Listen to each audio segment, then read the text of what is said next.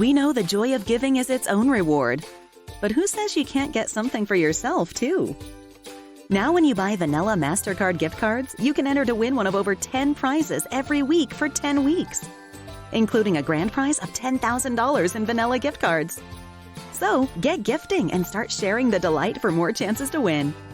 Go to get-gifting.com to learn more and enter for your chance to win. Cards are issued by the Bancorp Bank and MetaBank, members FDIC, pursuant to license by MasterCard International Incorporated, and may be used in the U.S. everywhere debit MasterCard is accepted. Terms and conditions apply. Cards distributed and serviced by Income Financial Services, Inc., which is licensed as a money transmitter by the New York State Department of Financial Services, and MLS ID number 912772. Time to put up the tree. Nothing goes by faster than the holidays. Time for family photos. Time to cut the turkey. Time to take down the tree. Actually, the Lexus December to Remember sales event also goes by fast, featuring extraordinary offers on our most popular models. Lease the 2020 RX 350 all-wheel drive for $419 a month for 27 months with $34.99 to its signing. Experience amazing at your New York, New Jersey, Connecticut Lexus dealer. Call 1-800-USA-LEXUS for important lease offer and pricing details. Not all customers will qualify. Offer valid in the Lexus Eastern area only and ends December 2nd, 2019. Welcome to the Indie Film Hustle Podcast, episode number 363. It might take a year, it might take a day, but what is meant to be will always find a way. Anonymous. Broadcasting from the back alley in Hollywood, it's the Indie Film Hustle Podcast, where we show you how to survive and thrive as an indie filmmaker in the jungles of the film biz. And here's your host, Alex Ferrari. Welcome to another episode of the Indie Film Hustle Podcast. I am your humble host, Alex Ferrari. Today's show is sponsored by Rise of the Filmtrepreneur, how to turn your independent film into a profitable business. It's harder today than ever before for independent filmmakers to make money with their films. From predatory film distributors ripping them off to huckster film aggregators who prey upon them, the odds are stacked against the indie filmmaker. The old distribution model of making money with your film is broken, and there needs to be a change. The future of independent filmmaking is the entrepreneurial filmmaker or the filmtrepreneur. In Rise of the Filmtrepreneur, I break down how to actually make money with your film projects and show you how to turn your indie film into a profitable business. With case studies examining successes and failures, this book shows you the step-by-step method to turn your passion into a profitable career. If you're making a feature film, series, or any other kind of video content, the Filmtrepreneur method will set you up for success. If you want to pre-order the book, just head over to filmbizbook.com. That's filmbizbook.com. It will be available in paperback, ebook, and audiobook on December 2nd. Now, guys, today on the show, we are going to talk about the death of traditional film distribution. I know that is a very big statement, but I will, in the course of this episode, break down what I think.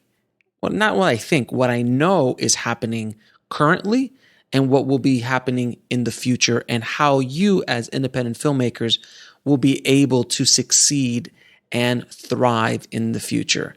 So I was at AFM this past week, and I went there about 4 days, and I met a ton of filmmakers. So everybody that I met at AFM that came up to me and talked to me about their projects and just wanted to say hi, I truly, truly appreciate it. You guys made this AFM so educational, so much fun, and I truly, truly appreciate it. So shout out to all the tribe members who talked to me and met with me at the American Film Market. Now, in this AFM, I had the pleasure of talking to a lot of distributors and sales agents and really got a pulse of what is going on in the traditional film distribution space today, right now. And what I discovered was fairly shocking, but not surprising, if that makes any sense whatsoever. The more and more I spoke to distributors and sales agents and people in the business, the more I realized that many, not all, but many film distributors have no idea how to really, truly generate revenue in today's new distribution model. So let me explain. Before, distributors, especially independent film distributors, mid-level distributors, they had things that they could hang their hat on. There were revenue streams that they knew they can count on. So if it wasn't home video or VHS sales, then it turned into the DVD boom of the late 90s and early 2000s, where people were just making obscene amounts of money on DVD. It was cable deals where you could get cable pay deals, free TV to cable deals. And there were just other, theatrical was a guarantee for a lot of smaller independent films. There were just things that they can count on to generate revenue for the titles that they represented. But as one by one, those dominoes started to fall, which home video sales and rentals and purchases are just in a decline. DVD in general is gone, really, other than maybe for the major studios. But even then, a lot of the money that was being made in DVD is now gone. Distributors are no longer making the crazy amounts of money they were in yesteryear, because now the habits of the consumer have changed so rapidly. We all now watch a lot more streaming content. We watch more, cable is being taken out of the match. I mean, people are cutting the cords by 5 to 10% a quarter. So satellite and cable networks are starting to go down because there's just not as much revenue anywhere. Advertising dollars are now going towards AVOD and Facebook and YouTube, and television is just not what it was before. So those revenue streams are starting to dry up as well. And with this desperation, I literally had conversations with distributors, and I said, you guys really have no clear idea on how to generate revenue. And I was told, off the record, of course, by certain distributors, they're like, yeah, we're literally throwing up anything we can against the wall to see what sticks. Because everything is changing so rapidly, almost on a monthly basis. It's insane where last year's big key word that I kept hearing at AFM was OTT, which is basically streaming platforms, to this year, which was all about AVOD, advertising video on demand, where Tubi and Pluto and a few other platforms are starting to really grow and become players in the space. These things are changing so rapidly that they have no control. You have to understand that distributors have really no control of the end point for the content that they represent, generally speaking, okay? Because they're middlemen. They're basically gatekeepers of your content going towards the platforms. And that's what aggregators are, and that's what distributors are. They're basically middlemen.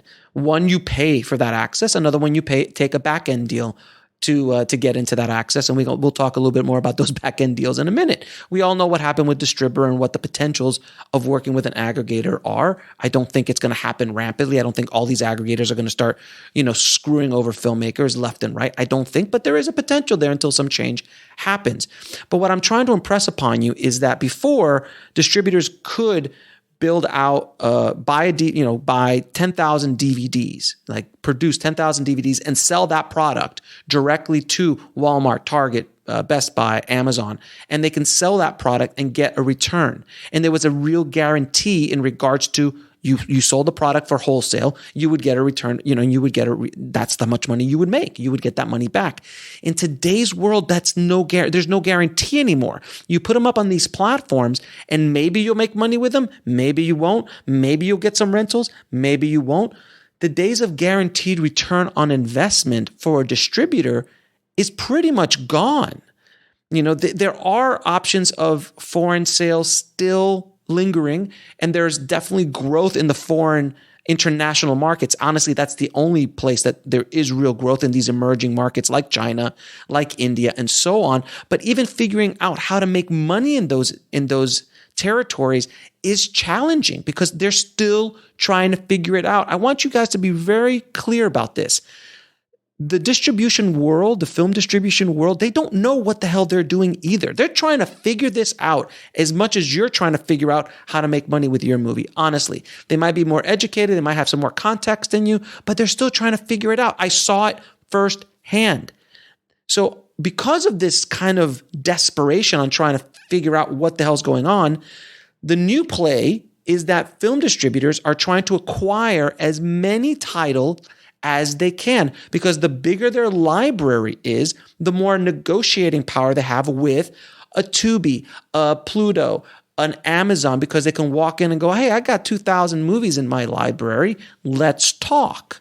And that's the way they're able to do it. These distributors have smaller runs that are not niche-based, by the way. There are some great distributors that are niche-based that are doing extremely well, like Terra Films, Joe Dane from Terra Films, who they focus on the horror niche, or there's other niches, distributors that are more niche-based.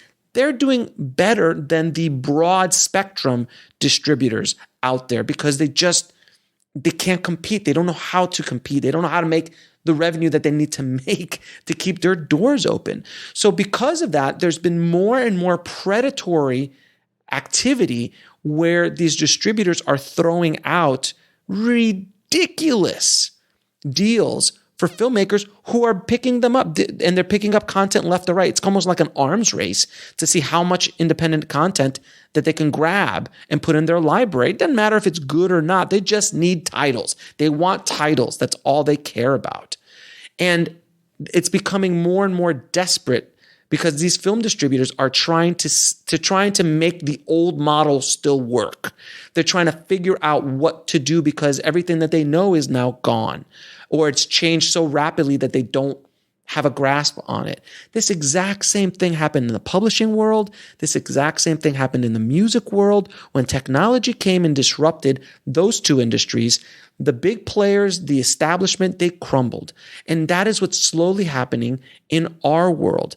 I met a filmmaker who came up to me at AFM and threw out this deal that she was offered by a sales agent.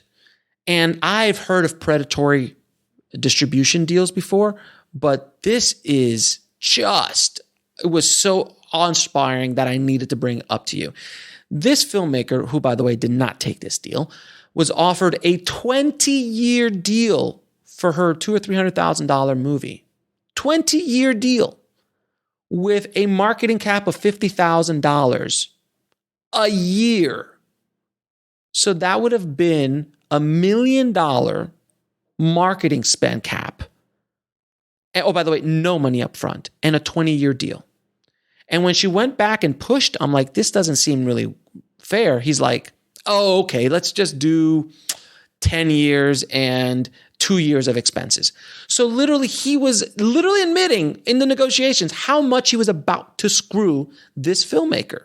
And I heard these stories again and again and again at AFM. It was just, I was speechless every day that I went there.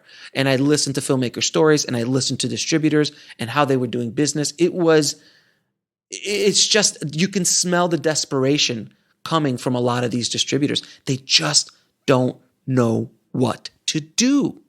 One thing I really did come away from this year's AFM was that there were many films that were 300, 500,000 or more budgeted films, independent films, that had zero market value. Let me repeat that really quickly.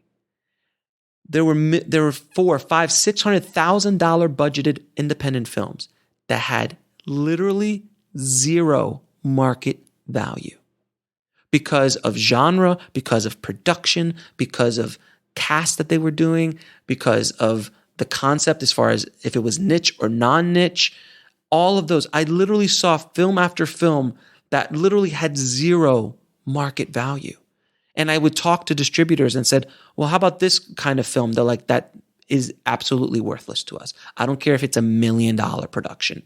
There is no place for it right now. We would offer them a straight up deal, no MG, and maybe if we're lucky, we can make a couple bucks off of it, and maybe if we're lucky, the filmmaker would get a couple bucks out of it, and that would be the end of story. I wanted to do this episode because I want to impress upon you guys so much that the world has changed. And what I've noticed is that many, if not most independent filmmakers that I deal with on a daily basis are making films for the 90s and early 2000s marketplace. Please let me repeat that. Most independent filmmakers are making films for the 90s and early 2000s marketplace, not the data-driven, niche-driven world we live in today. That is astonishing to me, that you would invest $500,000 and not understand if you even have a market to go sell this movie, what the market wants right now. It not understanding the marketplace in general. I know this episode is going to probably make a lot of filmmakers' heads explode. And I hope it does, because I want you guys to wake up to understand that if you're going to invest a large sum of money, even if it's $50,000 or $100,000 of your budget, you best know where you're going to be able to sell this movie. And in today's world, because things are changing so much, it's even harder to actually make money with films today. The platforms, the rising phoenixes in these ashes of traditional distribution and the traditional old studio model are the platforms, the Amazons, Netflix, Hulu's, Tubi's, Pluto, all of these platforms that they're having the power. They're the ones coming up. Smart platforms like Disney Plus, and also Warner Brothers, and now NBC Universal's Peacock, they're all bringing up their own platforms. I'm not sure how much the independent film world is going to be helped by this situation, but they're pretty late to the table, but there are now the studios are starting to try to get into this direct to consumer model and not going through a middleman, because believe it or not, the studios still go through a middleman. That middleman were movie theaters. That was a middleman that cut out their profits, that cut out 50% of the take, 60% of the take, 30-40% of the take on theatrical releases. Then they had to deal with DVD manufacturer and getting it out through there was always a middleman, even for the studios. But now, in today's world, they're able to go directly to the consumer. So they could cut out all the middleman completely, put up a streaming platform. And trust me, from someone who just bought the Disney Plus subscription for a year, because it's amazing, it's awesome, and I have kids, so it's great. I could already see what's going to happen. And it's already happening. There's a Melissa McCarthy movie, I think, coming out it was supposed to come out in theaters, but now it's going to come out directly in Warner Brothers' new streaming platform instead of going to the theaters. And that's happening again and again. They're going to be instead of direct to the DVD market, they're going to direct to the streaming platforms. Lady and the Tramp, Noelle, these are two big movies that were made specifically for Disney Plus. Not for theatrical. They could have gone theatrical with both of those movies. And both of those movies would probably have done well theatrically. Netflix's last year, that the Christmas Chronicle, or I think it was the Christmas Chronicles or something like that, the one that Kurt Russell starred as Santa, that was a huge, $100 million plus Christmas movie that could have done big box office. But they went directly to their users, and they were fine. They did fine. The platforms aren't buying winners of the Cannes Film Festival and the Sundance Film Festival and Tribeca. They don't care.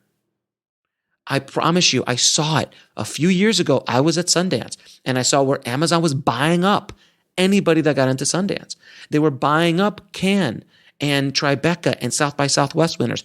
Are there films that are still purchased in those in those festivals? Of course there are, but they don't carry the punch of the new world of distribution. The new world of distribution is based around data. Okay, I want you to understand that. It is driven by data. Content is driven by data. It is the Googleification of the movie industry. The platforms are looking to fill holes in their portfolio of content for their customers. And what do I mean by holes? Well, all of these platforms are aiming at certain demographics and certain niches. There's that word again, niche. They're aiming for those niches that fill a hole because they want you to be watching their platform as much as possible. So they'll create an avatar. I talk about this in my book, but they create an avatar of the perfect customer. So, perfect example, I'm going to use myself. I'm looking for a man in his early to mid 40s who loves either sports movies or they love comic book films, and they're also interested in surfing documentaries or vegan documentaries or things of those natures. So they want to fill each of those interests for my age group as much as humanly possible so I can continue to keep a subscription with them and also keep coming back and watching more and more hours. They understand that a perfect customer only has X amount of hours a day that they use to watch movies. So someone of my age range that's working generally is going to have 4 to 5 hours of TV time if they're lucky. So they're looking, I'm like, okay, what can we create to get Alex to watch our channel and subscribe to our channel? What's the kind of show that we can create for them? What's the kind of movies? What kind of series can I create for them? So they're always looking for that thing to fill that model, to fill that little hole that they have. So a perfect example is that new documentary that came out on Netflix called Game Changers. Game Changers is a vegan documentary about vegan athletes and the power of, plant-based diets in world-class athletes, which is a new take on the whole, plant-based documentary. And Netflix paid an obscene amount of money for it because Game Changers, in the first 2 weeks that it was out on iTunes, became the #1 documentary ever to sell or rent on iTunes purely because of the need of that niche and people wanting to know more about plant-based and all that kind of stuff. Well, Netflix bought it and it filled a wonderful hole for them. But understand something, that hole, once I watch that hour-and-a-half documentary, needs to be filled again. So that is why there's an arm race as well for content, for filling content in those niche holes again and again and again and again. So they need to constantly be filling that hole because once I watch that show or once I watch that movie, I need to fill that hole again. And there is truly a shortage, according to the platforms, a shortage of high-end talent in Hollywood. I know that sounds insane, right? But if you think about how many hours they need to fill of content, it's maddening. It really is maddening. There's literally, I think, 3 years of time created last year in content. So I did the math and it's almost 26,000 hours of content that was created, not YouTube content. I'm talking about content built for the streaming platforms, all of them, how many hundreds of streaming platforms there are out there. So that's 26,000 hours. If you have one high-end showrunner, let's say Ryan Murphy or Shonda Rhimes or J.J. Abrams, how many hours of really good, high-quality series or movies can they make in a year? 20 episodes for a showrunner, if they're lucky. Maybe if they're show running 2 shows, maybe 40. And that's like extreme, right? There's very few people that can do that. And even then, it doesn't even dent the need for new content because content is being absorbed so rapidly now that it is a commodity. Films are being watched and then it's gone, and watched and then it's gone, and series are being binged and then they're done. Like I love Breaking Bad, but the chances of me going back and watching the entire series of Breaking Bad again is probably gone. I probably won't do it because there's too much good, brand new good content being produced daily. So filmmakers need to understand this when they're creating their product. Right now, there is a gold rush for high-end directors, writers, producers, and showrunners going on right now. Netflix, Amazon, they're all vying for the big, directors and writers and showrunners. They're spending obscene amounts of money to attract and keep them in their stable. It is insane. So I'm going to give you an example. The $200 million Irishman. Martin Scorsese's new film with Robert De Niro, Al Pacino, and Joe Pesci about the Irish mob. No studio would fund that film for Martin Scorsese. You're talking about multiple Oscar winners, and legends.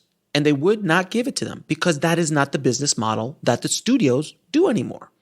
The Irishman has no potential for Irishman lunchboxes, Irishman t-shirts, or Irishman figures, action figures, though I personally would purchase a Irishman action figure, and I know a handful of us would in the tribe. But with that said, it doesn't fit the model of what the studios are doing in today's world.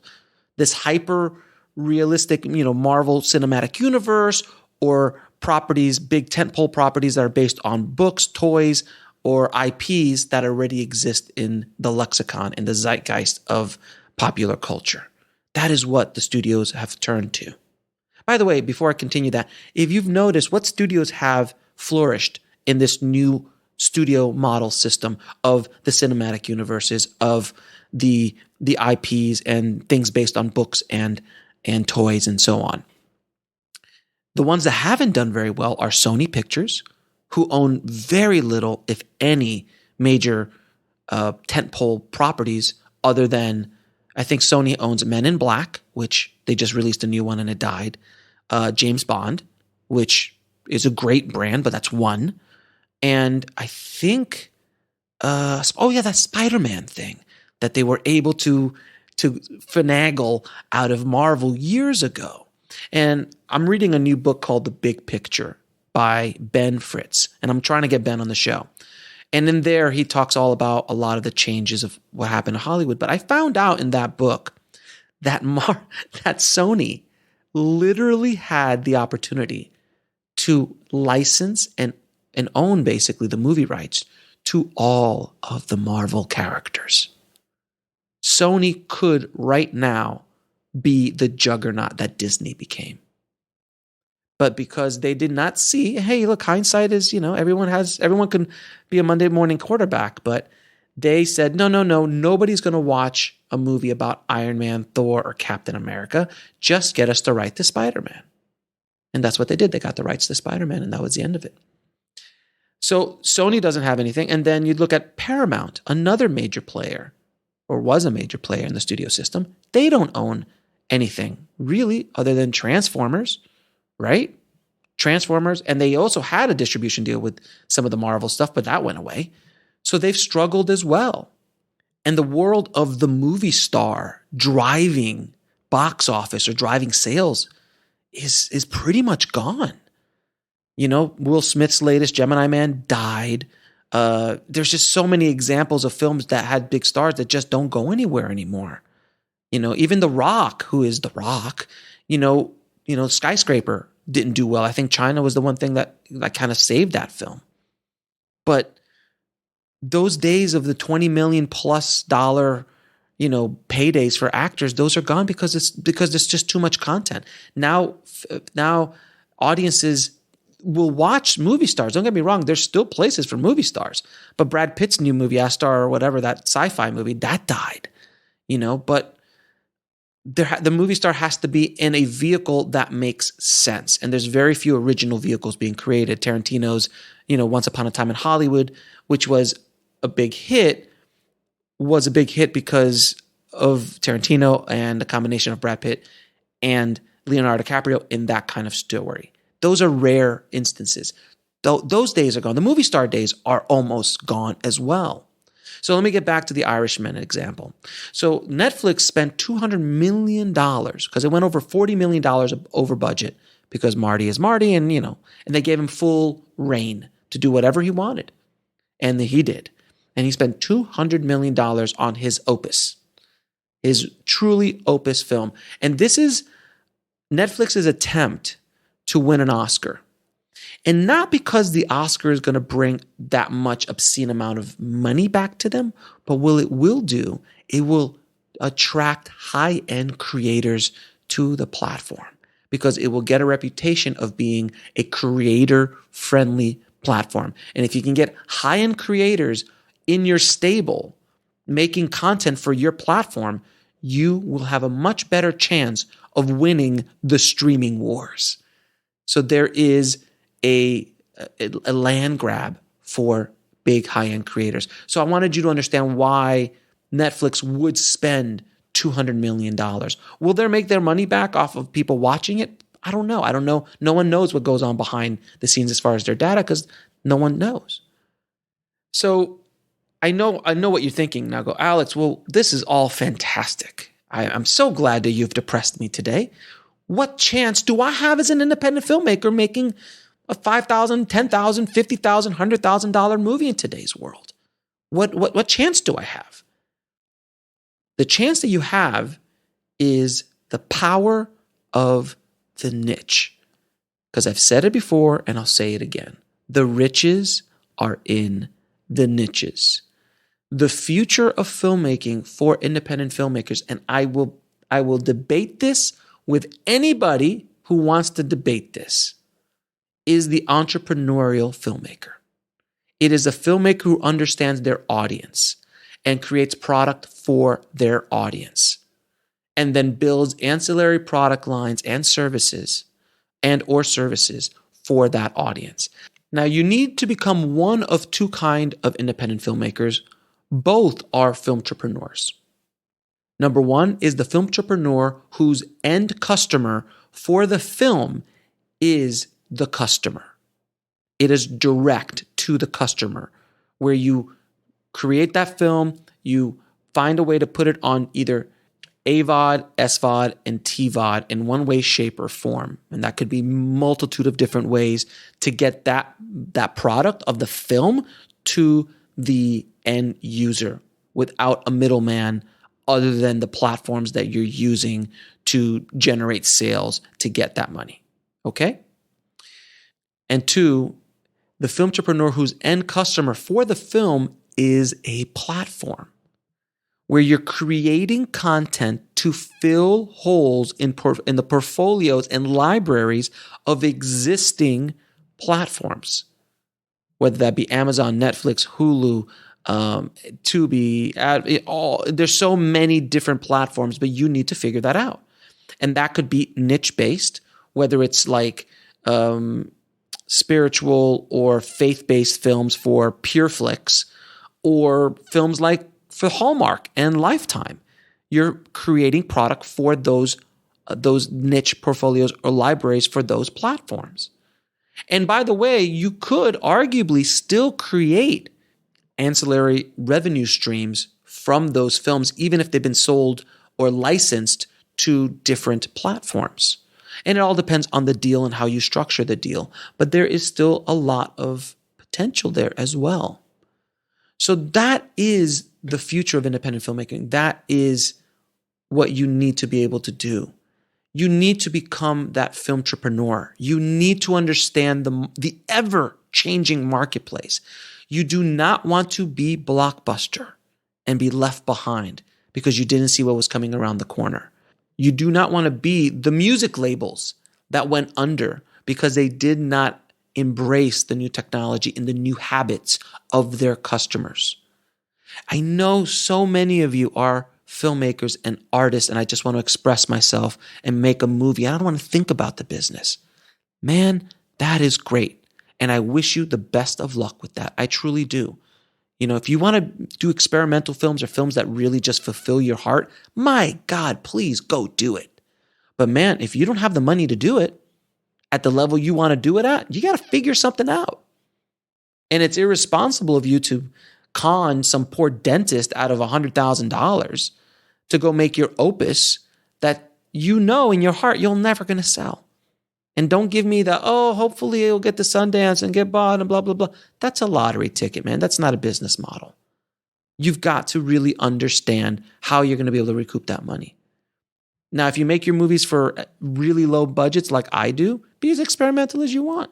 You want to make a movie for $5 or $10 grand and you can afford to lose $5 or $10 grand? Why not? Dude, it's a hobby. You're a hobbyist. That's fine. You're a hobby filmmaker because you're not a professional filmmaker. Professional filmmakers do this as a living. You're doing it as one-offs every once in a while, and you really don't care about making money. That's not a profession. That's a hobby. And it's fine. There's nothing wrong with that at all. But you have to understand that if you want to make a living at this, you really need to understand the business of this. And now more than ever, the business is changing so rapidly that if you're making a movie now thinking you're going to sell it the way I'm talking about right now in a year, you're mistaken. So how do you kind of hedge your bets? Is to keep the budgets as low as humanly possible and hold on to things that you think that can actually generate revenue for you. That's why I continue to preach the Filmtrepreneur method, the method of controlling your revenue streams without just giving your movie away to a middleman in hopes that one day this predatory film distributor is actually going to pay you. And I've said it before and I say it again, there are good distributors out there, and there are distributors who are trying to do well by their filmmakers, but they are rare. The baseline for this industry is that there are predatory distributors out there. And then every once in a while, the oddity is the good film distributor, the good sales agent who's trying to help you actually make money with your film. They are rare, guys. I just don't care what anyone tells me. I've seen it. I've experienced it. I've talked to enough people to understand that the baseline for film distributors is that they're predatory and they're there to screw you.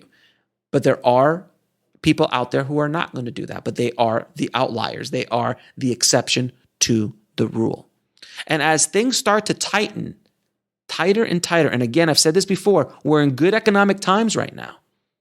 When the fit hits the shan and something happens economically like it did in 2007 and 8, then watch what happens. But right now, as things continue to tighten, as the revenue streams from the traditional business model of film distribution continues to strangle the distributors, they will become more and more predatory. They will become more and more one-sided in their deals, and filmmakers will have less and less opportunities to actually make a dime on their films unless they start taking control of their own product and their own IPs and their own films and go directly to the consumer of a niche audience.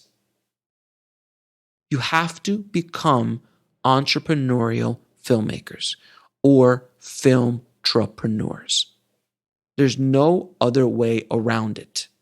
That is my belief.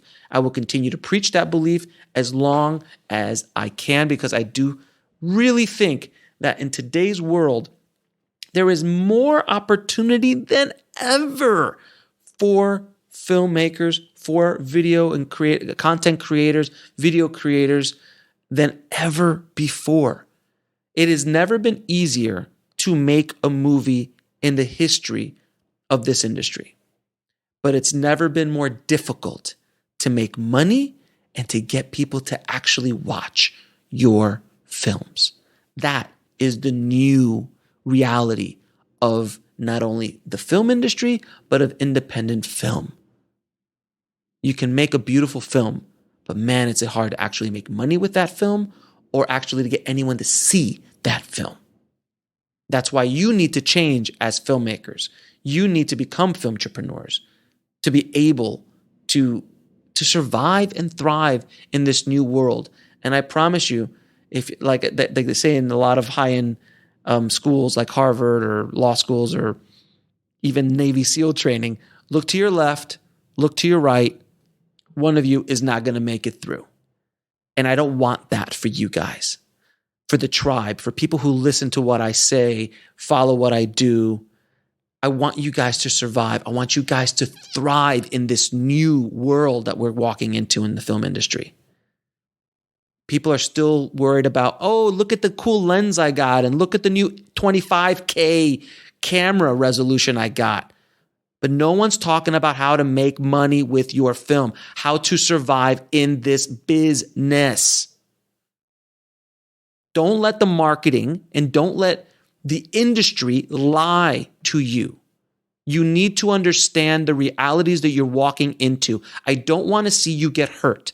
I don't want to see your lives just torn down because you invested all your savings or you mortgaged your house in hopes that you were making a movie or a product for a marketplace that's 20 years too late.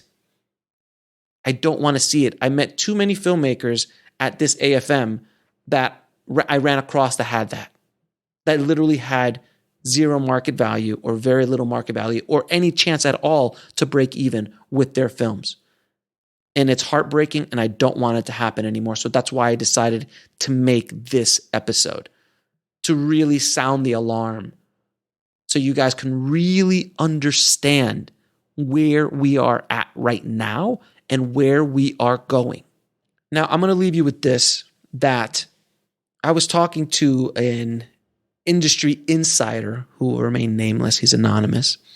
And they were telling me about what one of these platforms, which will remain nameless as well, does to create content. And what they do is they bring in audience members, people, to one of their theaters in their offices, and they sit them down and they literally have those kind of like avatar visual effects cameras aimed at them. So the camera is recording all their micro expressions, recording their emotional responses to the film. And then this is the scary thing that I just couldn't believe, but I do believe 110%. That with that information, there is an AI that records every little bit of information and translates that into a report that tells the producers or the platforms what works, what doesn't work, and what needs to be there in order for it to be a success. And then take those notes back to the filmmakers and said, you need this, more jokes like this, less jokes like that, more action hits like this, more scares like that. It's literally what Hitchcock was saying years ago, where he's like, wouldn't it be amazing if you could just plug everybody into a piano and hit a note and make them cry, and hit a note and make them jump, and hit a note and make them laugh? That's where we're going, guys. We're going into this data-driven filmmaking world, and we're not going into it. We are there. It is happening as we speak. It is terrifying in many ways because as an artist, you just want to express yourself. And I think there'll always be a place for artists to be able and filmmakers to be able to express themselves through this medium in whichever way they want to, but the budgets will have to come way down. And film studios and the platforms aren't going to take as many risks as before, unless you're one of these high-end, proven hit makers. The world is a-changing, ladies and gentlemen. The world is a-changing. And I want you guys, as members of the Indie Film Hustle tribe, as the Filmtrepreneur tribe, and the Bulletproof Screenwriting tribe, to understand the rules of engagement when you walk into this business. And the one thing that was constant throughout AFM was every filmmaker that I walked into and met there, which were there were many, almost all of them asked me, when is your book out? When is your book out, Alex? I need to read this book. I need to read The Rise of the Filmtrepreneur. And as I said earlier in this episode, it is coming out December 2nd. It will be available paperback as well as ebook and audiobook. And I will show you how to get the audiobook version for free if you've never had an Audible account before. And I'll give you all that information as we get closer to it. But guys, again, I really hope that this episode has opened your mind and also opens your interest in learning about the business. Man, because if you don't understand this business, you won't make it, guys. You just won't. You won't make it because the world that you might be making movies for is gone. You really need to understand the marketplace now. You really need to understand who's buying, why people are buying, how people are watching, what products are people purchasing, how you have to change your mentality on how you make your movies. If not, you will be a hobbyist if you're lucky, and you won't get to the next level. You will never be able to make a living doing what you love to do. And that is my goal for everyone who hears my voice. And if their interest is to make a living doing this, it is my goal in life to show you how to do it. Now, if you want links to anything I talked about in this episode, including the book I am currently reading, which is mind-blowing, and it is mandatory reading for any Filmtrepreneur or Indie Film Hustle Tribe member, The Big Picture by Ben Fritz. You definitely have to check it out. just head over to the show notes at indiefilmhustle.com/363. Thanks again, guys. And again, if you want to pre-order the book, just head over to filmbizbook.com. That's filmbizbook.com. I hope this episode was of value to you. I really hope it changes the way you think about making movies and how you're going to approach creating your art, creating your films, series, and content in the future. Thanks for listening, guys. Oh, and by the way, please share this with every filmmaker you know. Share this episode because this information needs to get out to everybody. So if you've got a filmmaker that you know that needs this information, please share this episode. I truly appreciate it. Thanks for listening, guys. As always, keep that hustle going, keep that dream alive, and I'll talk to you soon. Thanks for listening to the Indie Film Hustle podcast at indiefilmhustle.com. That's INDIEFILMHUSTLE.com. We know the joy of giving is its own reward. But who says you can't get something for yourself, too? Now when you buy Vanilla Visa gift cards, you can enter to win one of over 10 prizes every week for 10 weeks, including a grand prize of $10,000 in vanilla gift cards. So get gifting and start sharing the delight for more chances to win. Go to get-gifting.com to learn more and enter for your chance to win. Cards are issued by the Bancorp Bank, MetaBank, and Sutton Bank, members FDIC, pursuant to a license from Visa USA Inc., and may be used in the U.S. everywhere Visa debit cards are accepted. Terms and conditions apply. Cards distributed and serviced by Income Financial Services Inc., which is licensed as a money transmitter by the New York State Department of Financial Services. NMLS ID number 912772. Time to put up the tree. Nothing goes by faster than the holidays. Time for family photos. Time to cut the turkey. Time to take down the tree. Actually, the Lexus December to Remember sales event also goes by fast, featuring extraordinary offers on our most popular models. Lease the 2020 RX 350 all-wheel drive for $419 a month for 27 months with $34.99 to its signing. Experience amazing at your New York, New Jersey, Connecticut Lexus dealer. Call 1-800-USA-LEXUS for important lease offer and pricing details. Not all customers will qualify. Offer valid in the Lexus Eastern area only and ends December 2nd, 2019.